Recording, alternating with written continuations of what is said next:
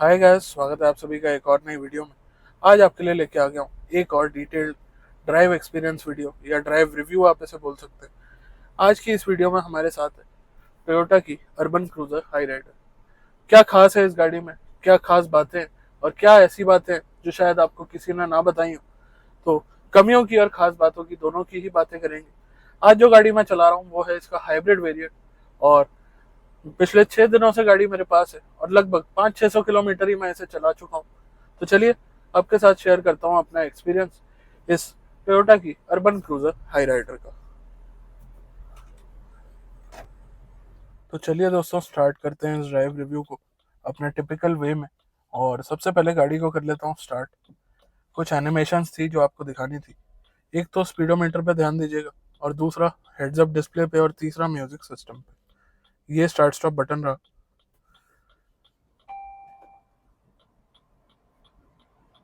कुछ इस तरीके से स्टार्ट हो जाती है ये गाड़ी। सबसे पहले आपका स्पीडोमीटर आता है, फिर हेड्स अप डिस्प्ले और म्यूजिक सिस्टम अगर आप देखेंगे तो अभी भी हो रहा है स्टार्ट। टोयोटा का लोगो आ चुका है यहाँ पे। और सबसे पहले मैं करता हूँ वेंटिलेटेड सीट्स को ऑन। लेवल 1 पे कर देते हैं ताकि ऑडियो में आपको ज़्यादा इशू ना आए। एसी को मैंने रखा है 21 पे, और फैन स्पीड रख लेते हैं 3 की, ताकि ऑडियो में आपको ज़्यादा डिसरप्शन देखने को ना मिले। बाकी हल्की हल्की बारिश आ चुकी है, तो बीच बीच में वाइपर का यूज़ करते रहेंगे। और गाड़ी को एंड्रॉयड ऑटो कनेक्ट हो गया है वायरलेसली, जो कि हम आगे फीचर्स में बात करेंगे। और गाड़ी को डालते हैं अब अपने डी मोड के अंदर। और स्पीडोमीटर में अगर आप लेफ्ट में ऊपर की तरफ देखेंगे तो आपको दिख रहा होगा रेडी ईवी। बाकी ड्राइव मोड की अगर बात करूं तो रिव्यू को स्टार्ट करते हैं अपने इको मोड से। हजार्ड लैम्प करते हैं बंद और स्टार्ट करते हैं ड्राइव करना। अब बात करनी है सबसे पहले अपने टिपिकल वे में अर्गोनॉमिक्स की। तो अर्गोनॉमिक्स सबसे पहले डोर पैनल से स्टार्ट करें तो टिपिकल आपको देखने को मिलेंगे पावर विंडो के controls, window lock, lock unlock और ORVM के कंट्रोल्स। यहाँ पे आपको राइट साइड में मिलेगा power button, heads up display के कंट्रोल्स, कैमरा कंट्रोल और साथ में हेडलैम्प लेवलर। राइट साइड में आप देखेंगे तो हेडलैम्प कंट्रोल्स, लेफ्ट साइड में आपको मिलेगा वाइपर कंट्रोल, ऑटो हेडलैम्प यहाँ पे दे दिए गए। और स्टेयरिंग माउंटेड कंट्रोल की बात करें तो यहाँ पे एक छोटा सा अर्गोनॉमिक इशू मेरे को तो लगा। बाकी हो सकता है जो ओनर इस गाड़ी को परचेज करे वो धीरे धीरे इसके साथ अडेप्ट हो जाए। क्या इशू लगा बता देता हूँ। तो टिपिकली ये वाला जो आपका नॉब बोलें या कुछ भी आप इसे बोल सकते हैं, ये बेसिकली वॉल्यूम के लिए होता है दूसरी अपनी गाड़ियों के अंदर, चाहे वो मारुति की हो चाहे वो टोयोटा की हो। बट यहाँ पे आपको वॉल्यूम कंट्रोल्स के लिए सेपरेट बटन देखने को मिल रहे हैं। कॉलिंग कंट्रोल्स टिपिकल हैं और ये कोई परेशान नहीं करते हैं। और यही सेम चीज़ राइट साइड में भी ट्रैक के बटन आपको यहाँ पे नीचे 3 बटन जो दिए गए हैं वो हैं। ऊपर आपको टिपिकल क्रूज कंट्रोल के बटन दिए गए हैं। तो ये चीज़ थोड़ी सी अडेप्ट होने में टाइम लगाती है। बाकी ऐसी कोई दिक्कत वाली बात यहाँ पर नहीं है। और अब एक बार हाईवे कनेक्ट हो जाता हूँ फिर बात करते हैं बाकी चीज़ों की। उसके अलावा अगर बात करी जाए तो यहाँ आप देखेंगे इतने हेड्स अप डिस्प्ले आपको देखने को मिल जाता, जिसकी विजिबिलिटी वगैरह आप अपने हिसाब से, पोजीशन वगैरह आप अपने हिसाब से एडजस्ट कर सकते हैं। और 3-4 ऑप्शंस भी आते हैं इसके अंदर, आप अपने हिसाब से चुन भी सकते हैं कि कौन सा हेड्स अप डिस्प्ले आपको देखना है। और उसके अलावा अगर बात करी जाए तो दोस्तों सेंटर कंसोल या म्यूजिक सिस्टम की अगर बात करें तो म्यूजिक सिस्टम में आपको देखने को मिलते हैं टच बेस्ड कंट्रोल्स। खैर पहले मैं हो जाता हूँ हाईवे पे कनेक्ट और फिर आपसे बात करते हैं बाकी चीज़ों की अर्गोनॉमिक्स के अंदर। तो आप देख सकते हैं मैं आ गया हूँ नोएडा एक्सप्रेस वे पे। और यहाँ पे अब सेंटर की बात कर रहे थे हम, तो म्यूज़िक के टच बेस्ड कंट्रोल्स हैं जो कि ठीक ठाक है, ऐसी कोई दिक्कत नहीं है। हालांकि वॉल्यूम के लिए एक नॉब होता तो और बेटर बात हो सकती थी। हजार्ड लैम्प का स्विच नीचे आप देखेंगे तो ऑटो एसी के फ्रंट और रेयर डिफॉगर के कंट्रोल्स, ट्रैक्शन कंट्रोल का बटन, USB और पावर सॉकेट आपको यहाँ पे देखने को मिल जाता है। नीचे आप देखेंगे तो वायरलेस चार्जर और उसका बटन दे दिया गया। और यहाँ आप देखेंगे तो ड्राइव मोड्स के बटन और साथ में आपको देखने को मिलते हैं वेंटिलेटेड सीट्स के बटन। ऊपर देखेंगे तो सनरूफ के कंट्रोल्स आपको देखने को मिल जाएंगे और ऑटो डिमिंग IRVM का बटन यहाँ पे दे दिया गया है। तो ओवरऑल अगर बात करें तो अर्गोनॉमिक्स में एक म्यूजिक कंट्रोल को छोड़ के मेरे को ऐसा कोई इशू नहीं लगा है इस गाड़ी के अंदर और सभी चीज़ें इन प्लेस हैं। बाकी ये भी ऐसा नहीं है कि बहुत बड़ा इशू है, थोड़े दिनों में तो आप अडेप्ट हो ही जाने वाले हैं, बट क्योंकि हम लोग अलग अलग गाड़ियाँ चलाते रहते हैं तो ये थोड़े से ऑड कंट्रोल्स हैं एज कम्पेयर टू नॉर्मल। अब बात करते हैं अपने सेकंड पॉइंट यानी कि विजिबिलिटी की। तो विजिबिलिटी में सबसे पहले तो आपको हुड एरिया दिखाना चाह रहा हूँ। तो हुड एरिया काफ़ी अच्छा दिखता है इस गाड़ी के अंदर, और विजिबिलिटी दिखाने के लिए मैं अपना हेड्स अप डिस्प्ले भी कर देता हूँ बंद, ताकि आपको क्लियरली पूरा बोनेट एरिया दिख पाए।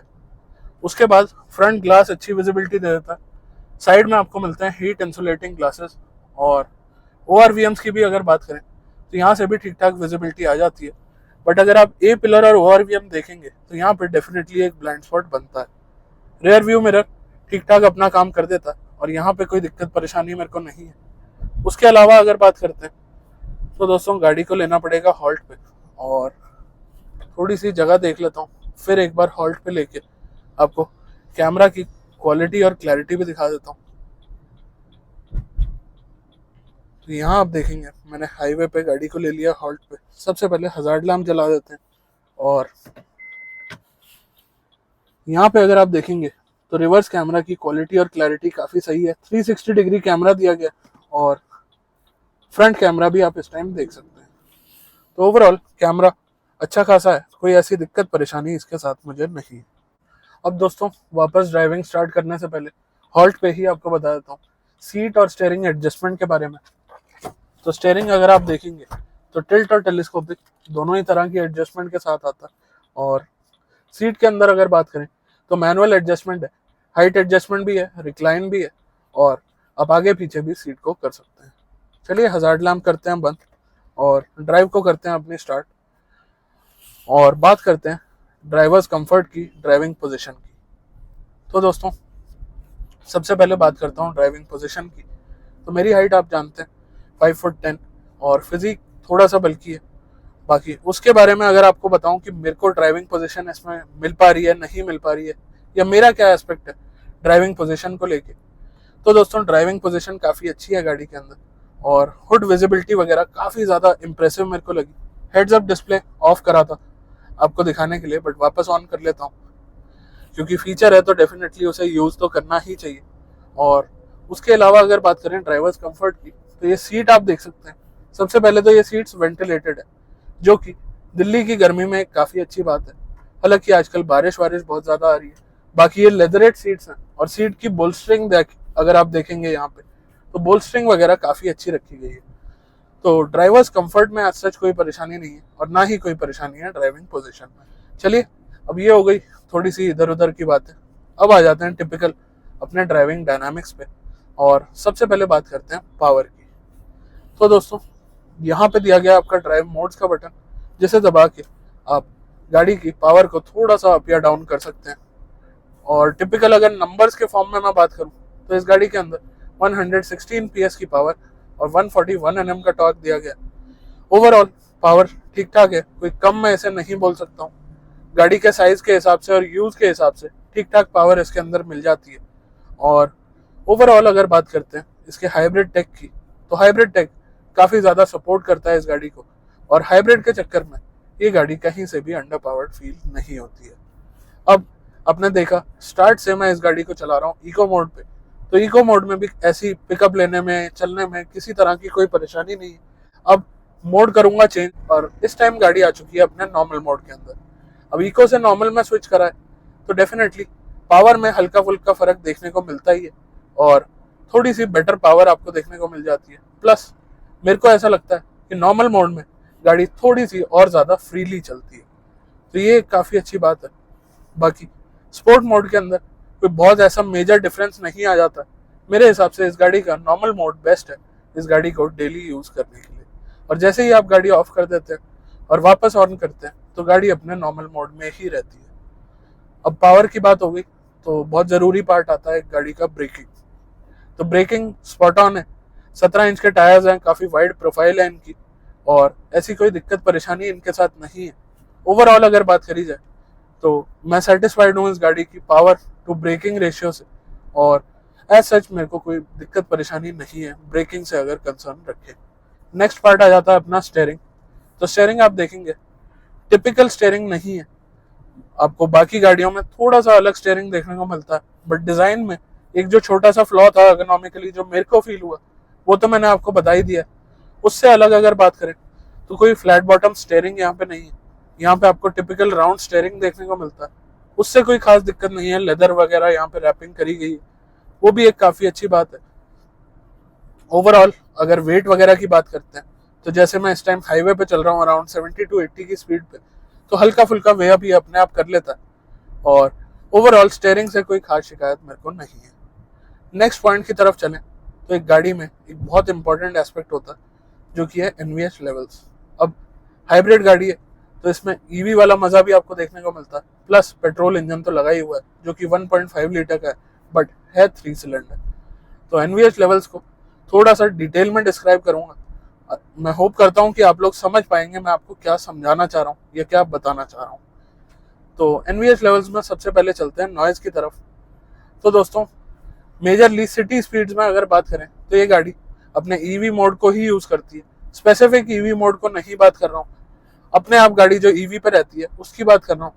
तो सिटी स्पीड्स में अगर आपकी बैटरी चार्ज है तो ये गाड़ी ईवी मोड पे चलती है और तब इसमें कोई नॉइज नहीं है। बट जैसे ही इसका इंजन स्टार्ट होता है तो हल्की फुल्की नॉइज आपको देखने को मिलती है, बट किसी भी मोड में चल रही हो थोड़ी सी विंड नॉइज आपको यहाँ पे जरूर देखने को मिलती है। और विंड नॉइज आती कहाँ से, तो बेसिकली ये ओआरवीएम वाला एरिया जो आप देखेंगे यहाँ से जो एयर कट होती है उसकी आवाज आपको देखने को मिलती है। टायर्स की कोई आवाज नहीं है, और इंजन का 3 सिलेंडर होना डेफिनेटली पता चलता है जब आप इस गाड़ी को ड्राइव करते हैं। उतना ज्यादा अनरिफाइंड इसे नहीं बोलूंगा, बट ऐसा भी नहीं है कि 4 सिलेंडर वाली बिल्कुल साइलेंट फीलिंग हो। उसके बाद चलते हैं अपना नेक्स्ट एस्पेक्ट की तरफ जो कि है वाइब्रेशन। तो वाइब्रेशन में भी सेम एस्पेक्ट है, जब ईवी मोड में चलती है तो इंजन बिल्कुल इनएक्टिव होता है और तब बिल्कुल कोई पता नहीं चलता है कि गाड़ी के अंदर कोई नॉइज वाइब्रेशन वगैरह है या नहीं। बट इंजन ऑन होते ही हल्की फुल्की वाइब्रेशन आपको जगह जगह पे फील हो जाती है, बहुत माइनर है बट है, इसीलिए आपको मैं बता रहा हूँ। हार्शनेस पेट्रोल इंजन के अंदर नहीं होती है, और ये तो पेट्रोल में भी हाइब्रिड है, तो काफी टाइम तो ये आपको बिल्कुल भी अनरिफाइंड फील नहीं होगा, क्योंकि ईवीज बिल्कुल साइलेंट होती है और इसमें भी आपको आधे टाइम एक ईवी चलाने वाली फील ही आने वाली है। अब एनवीएच लेवल्स की बात हो गई, नेक्स्ट पॉइंट की तरफ चलते हैं। तो इस गाड़ी का एक बहुत बड़ा हाईलाइटिंग पार्ट है इसका हाइब्रिड टेक। कैसे काम करता है, क्या काम करता है, वो सभी चीजें तो हमने देखी हैं ओवर द टाइम, और कैमरे की वीडियोस में मैंने आपको काफी कुछ एक्सप्लेन किया था। तो अब आ जाते हैं दूसरी डिटेलिंग की तरफ। कैमरे में आता है एक बड़ा इंजन, तो उसकी बात उसी की रिव्यूज में छोड़ देते हैं और इसकी बात करते हैं। तो इसमें है 1.5 लीटर का इंजन, और ये 1.5 लीटर का इंजन आपको एवरेज कितनी देता है, तो यहाँ पे आप देख सकते हैं मैंने डिटेल्स में चला लिया है गाड़ी को और हर तरह से एक्सपीरियंस कर लिया है गाड़ी को। हर तरह से चलाने के बाद भी एमआईडी में 20+ की माइलेज ये शो कर रहा है, जो कि एक डेफिनेटली काफी अच्छी बात है और काफी बड़ी बात है इस साइज की गाड़ी के लिए। तो ये काबिले तारीफ बात है। और ओवरऑल माइलेज टेस्ट मैंने इसका बनाया आपके लिए डेफिनेटली, बट काफी टाइम बाद ऐसा हुआ है कि मैं ARAI के क्लेम्ड माइलेज को अचीव नहीं कर पाया हूँ। उससे कम माइलेज आई थी मेरी, तो आप चाहें तो जाके देख सकते हैं, उसमें भी आपको एक आइडिया जरूर मिल जाएगा। बट ओवरऑल अगर इसकी माइलेज फिगर्स आपको बताना चाहूँ तो मैं ये जरूर बता सकता हूँ कि ये गाड़ी आपको हर तरह से 20+ की माइलेज दे सकती है, क्योंकि मैंने इसे हर तरीके से टेस्ट करा है और ये अभी भी आपको MID 20.8 की एवरेज दिखा रहा है। रेंज अप डाउन होती रहती है, वो आपके ड्राइविंग के तरीके और ड्राइविंग मोड वगैरह के हिसाब से, एक्सेलरेशन इनपुट वगैरह के हिसाब से उस चीज को छोड़ देते हैं। बट रफली अगर आपको बोलूं हर तरह से चलाने में 20 की माइलेज एक काफी अच्छी माइलेज मानी जाएगी। अभी करंट अगर बात करूं तो ये जो 20.8 की माइलेज आपको दिखा रहा है, मैंने लास्ट ट्रिप रीसेट करा था 388 किलोमीटर पहले, और ये लास्ट 388 किलोमीटर की माइलेज है, जिसमें मैंने इस गाड़ी को पूरी तरह से भगा के भी देखा, तीनों ड्राइव मोड्स को भी एक्सपीरियंस करा, ट्रैफिक में भी काफी ज्यादा फंसा हूँ और हाईवे पे भी मैंने इसे चलाया। तो ओवरऑल मिक्स माइलेज लगभग 400 किलोमीटर की आपको ये देखने को मिल रही है। उसके अलावा दोस्तों एक और बहुत इंपॉर्टेंट चीज होती है गाड़ी के अंदर, जो कि आपका काफी ज्यादा पार्ट लेती है ड्राइविंग के अंदर, वो होता है आपका ट्रांसमिशन। तो ट्रांसमिशन ECVT आता है अपने इस हाइब्रिड वाली गाड़ी के अंदर, और यहाँ पे अगर आप देख पा रहे हो तो पार्किंग, रिवर्स, न्यूट्रल, ड्राइव और एक बी मोड यहाँ पे दिया गया है। तो कैसा परफॉर्म करता है, क्या करता है, वो आपको दिखा देता हूँ और बता देता हूँ। तो बेसिकली डी में नॉर्मली आप अपनी इस गाड़ी को चला सकते हैं और इसमें स्पेसिफिकली कोई मैनुअल मोड नहीं आता। पहली बात तो ये आपको बताने वाली। बट कैसा है ट्रांसमिशन, कैसा परफॉर्म करता है, तो दोस्तों काफ़ी अच्छा है, किसी तरह का कोई लैग नहीं है और ऐसी कोई दिक्कत परेशानी इसमें नहीं है जो मेरे को हाईलाइट करके आपको बतानी पड़े। नेक्स्ट चलते हैं अपने बी मोड के अंदर। तो दोस्तों बी मोड है बेसिकली रीजनरेटिव ब्रेकिंग के लिए। बी से आप ब्रेकिंग मान सकते हैं। तो बी मोड के अंदर अगर मैं अपनी गाड़ी को ड्राइव करता हूँ और जैसे ही मैं रेस छोड़ूंगा तो बेसिकली गाड़ी की जो बैटरी है हाइब्रिड वाली वो और ज़्यादा जल्दी चार्ज होती है और रीजन और ज़्यादा काम करता है। इसके लिए है ये बी मोड। जनरली मैंने इस गाड़ी को डी में ही चलाया क्योंकि डी में ये गाड़ी ज़्यादा सूटेबल लगती है मेरे को चलाने में। बाकी बी मोड सिटी के अंदर डेफिनेटली एक काम की चीज़ रहने वाली है। उसके बाद चलते हैं कंफर्ट के नेक्स्ट पार्ट की तरफ जो कि है सस्पेंशन। तो दोस्तों आपको पता है कि ये जितनी भी एसयूवी कार्स होती हैं उनका सस्पेंशन सेटअप कहीं ना कहीं कंफर्टेबल ही रहता है एज कम्पेयर टू दूसरी कार्स, क्योंकि इनमें ट्रैवल वगैरह ज़्यादा होता है और इस गाड़ी के अंदर भी कुछ अलग नहीं है। यहाँ पे भी आपको काफ़ी अच्छा कंफर्ट देखने को मिलता है। कंफर्ट का एक बैलेंस बनाया गया और स्टिफ कहीं से भी नहीं है इस गाड़ी के सस्पेंशन। ओवरऑल अगर बात करते हैं तो मेरे को सस्पेंशन सेटअप से कोई शिकायत नहीं है। बाकी टायर्स का मैंने आपको ऑलरेडी पिछले रिव्यू में, पिछले पार्ट में बता दिया था कि टायर से भी मैं इस गाड़ी से सेटिस्फाइड हूँ। उसके अलावा अब एक्सप्रेस वे से नीचे उतर गए तो अब इसे डाल देते हैं बी मोड में ताकि मैं और ज़्यादा चार्ज कर पाऊँ इसकी बैटरी को। उसके अलावा नेक्स्ट पार्ट की तरफ चलें तो दोस्तों ग्राउंड क्लियरेंस एक एसयूवी का एक बहुत इंपॉर्टेंट पार्ट होता है ग्राउंड क्लियरेंस, और इस गाड़ी के साथ भी ऐसा ही है। यहाँ पे ग्राउंड क्लियरेंस अच्छी रखी गई है और डेफिनेटली अच्छी ग्राउंड क्लियरेंस के साथ गाड़ी नीचे कहीं स्क्रैप नहीं होती है, तो ये भी एक अच्छी बात है। उसके अलावा अगर बात करें तो दोस्तों फीचर्स इस गाड़ी के अंदर काफ़ी सारे और काफ़ी अच्छे आते हैं। फीचर्स से कोई खास शिकायत नहीं है। एंड्रॉयड ऑटो, एप्पल कारप्ले है जो कि वायरलेस दिया गया है इस गाड़ी के अंदर। उसके अलावा हेड्स अप डिस्प्ले है, डिजिटल स्पीडोमीटर है। कैमरी के अंदर हेड्स अप डिस्प्ले में आरपीएम्स दिख जाते थे मेरे को गाड़ी के, जो कि इसके अंदर कहीं से भी नहीं दिख पाते हैं। वो एक छोटी सी कमी अगर आप मानना चाहें मान सकते हैं। बाकी ऑटो एसी के कंट्रोल्स वगैरह, वायरलेस चार्जर है यहाँ पे, एक बड़ी सनरूफ आपको देखने को मिलती है। और सनरूफ के साथ एक छोटी सी कमी आपको दिखा देता हूँ, इसका जो बेसिकली सनशेड है वो पूरी तरह से धूप को कवर नहीं कर पाता है। तो ये थोड़ी सी चीज देखने वाली है। कभी कभी ये चीज काफी अनोइंग लगती है। आप यहाँ देखेंगे तो अभी भी आपको कहीं ना कहीं थोड़ी सी लाइट रिफ्लेक्ट होती दिख रही होगी, तो वो थोड़ा सा और ज्यादा ध्यान दिया जाता है इस चीज पे, तो एक अच्छी बात रहने वाली थी। बट जिस तरह का मौसम है अभी तो ये परेशान नहीं कर रहा है, बट जब धूप एकदम सिर पे होती है तो ये चीज थोड़ी सी परेशानी बन जाती है। उसके अलावा अगर बात करें तो दोस्तों हैंडलिंग और हाई स्पीड स्टेबिलिटी। अब हाईवे पे आपके सामने ही चला के आया और हाईवे पे परमिसेबल लिमिट थी 100 की और 80-90 की स्पीड पे ही मैंने इस गाड़ी को चलाया। बाकी ओवरऑल एक्सपीरियंस करने के लिए मैंने 120-140 तक इस गाड़ी को एक्सपीरियंस करा। हाई स्पीड में स्टेबल रहती है, कोई ऐसी दिक्कत परेशानी यहाँ पे नहीं है। और हैंडलिंग की अगर बात करें तो टिपिकल हैंडलिंग है, कोई स्पोर्टी कार तो ये है नहीं। तो ओवरऑल हैंडलिंग वगैरह से भी कोई खास शिकायत मेरे को यहाँ पे नहीं है।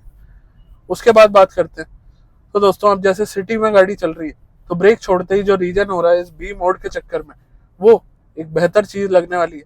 बट टिपिकल जो अपने पेट्रोल और डीजल गाड़ी के ओनर्स हैं उनके लिए डेफिनेटली है कि ये डिफरेंट चीज और यूनिक चीज है।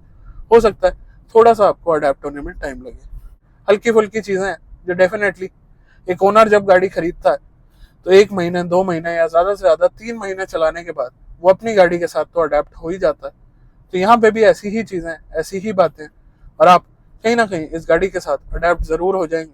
तो आपको ऐसे कुछ सोचने वगैरह की जरूरत नहीं है, यहाँ पे आपको सभी चीजें इन प्लेस देखने को मिलती है। उसके अलावा दोस्तों ओवरऑल जितना मेरा रिव्यू था, मेरा एक्सपीरियंस था, मैंने आपके साथ शेयर कर ही दिया है। ओवरऑल मेरे हिसाब से डेफिनेटली आप इस गाड़ी की तरफ जा सकते हैं। और थोड़ी सी ओवर प्राइस ज़रूर लगी मुझे क्वालिटी के हिसाब से अगर देखें, बट फीचर्स और टेक जो इसके अंदर डाला गया है उसके हिसाब से गाड़ी काफ़ी परफेक्ट है और कोई खास बड़ी शिकायत मेरे को गाड़ी से नहीं है।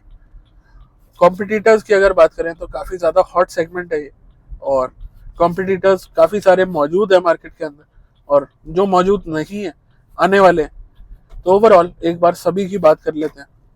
तो बेसिकली इसके अंदर कुछ एक्सक्लूसिव चीज़ें हैं, जैसे कि पहली बात, ये आपको पेट्रोल में एक नॉर्मल इंजन के साथ मिलती है और एक हाइब्रिड इंजन के साथ मिलती है।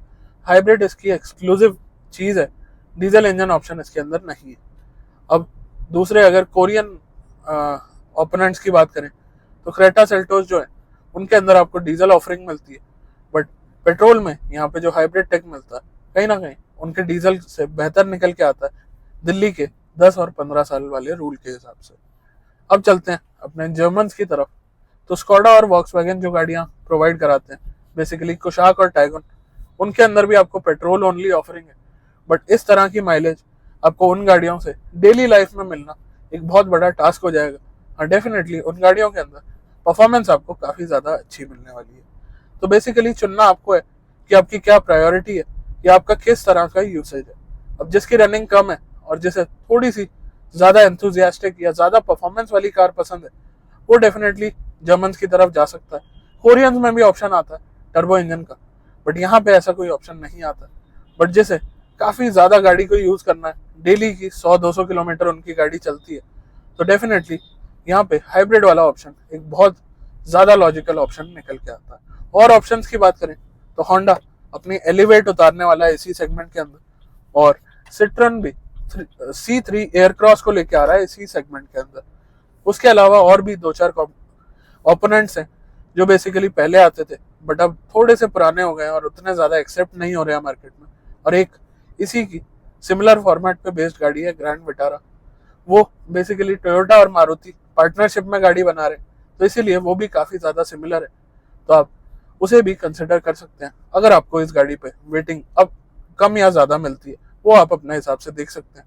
बाकी मेरा एक छोटा सा टेक रहेगा, ये जो हाइब्रिड टेक है, अगर आप हाइब्रिड में गाड़ी खरीदना चाह रहे हैं तो थोड़ी सी ज़्यादा प्रेफरेंस आपको देनी चाहिए टोयोटा के ऊपर, क्योंकि टोयोटा के सर्विस सेंटर्स और टोयोटा के इंजीनियर्स जो हैं वो हाइब्रिड टेक को काफ़ी पहले से यूज़ कर रहे हैं अपनी महंगी महंगी गाड़ियों के अंदर, तो उन्हें मेंटेन करना टोयोटा के सर्विस सेंटर्स के लिए ज़्यादा ईजी रहने वाला है। चलिए दोस्तों, आज के वीडियो में बस इतना ही। मिलते हैं बहुत जल्द एक नई वीडियो के साथ, तब तक के लिए धन्यवाद।